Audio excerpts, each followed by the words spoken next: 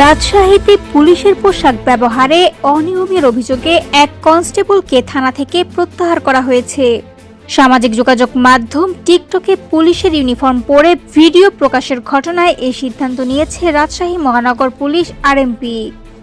ঘটনার সূত্রপাত হয় কনস্টেবল মোহাম্মদ সাইফুজ্জামানের স্ত্রী নিয়মিত পুলিশের পোশাক পরে টিকটক ভিডিও তৈরি করে তার সামাজিক যোগাযোগ মাধ্যমে প্রকাশ করছিলেন। এমন অভিযোগ সামনে আসার পর বিষয়টি নিয়ে ব্যাপক আলোচনা ও সমালোচনা শুরু হলে নড়েচড়ে বসে পুলিশ প্রশাসন। আরএমপি সূত্র জানায়, অভিযুক্ত কনস্টেবল মোহাম্মদ সাইফুজ্জামান কাশিয়াডাঙ্গা থানায় কর্মরত ছিলেন। বৃহস্পতিবার রাজশাহী মহানগর পুলিশের কমিশনার মোহাম্মদ জিল্লুর রহমানের নির্দেশে তাকে তাৎক্ষণিকভাবে থানা থেকে প্রত্যাহার করে আরএমপির পুলিশ লাইনে সংযুক্ত করা হয়।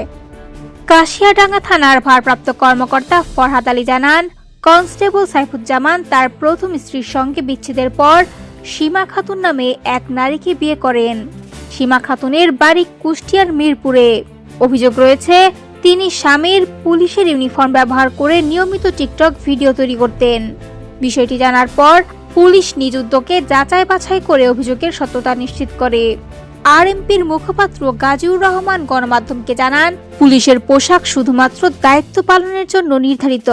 কোনো পুলিশ সদস্য বা তাদের পরিবারের কেউ পুলিশের ইউনিফর্ম পরে টিকটক, রিল কিংবা অন্য কোনো ভিডিও কন্টেন্ট তৈরি করতে পারবেন না।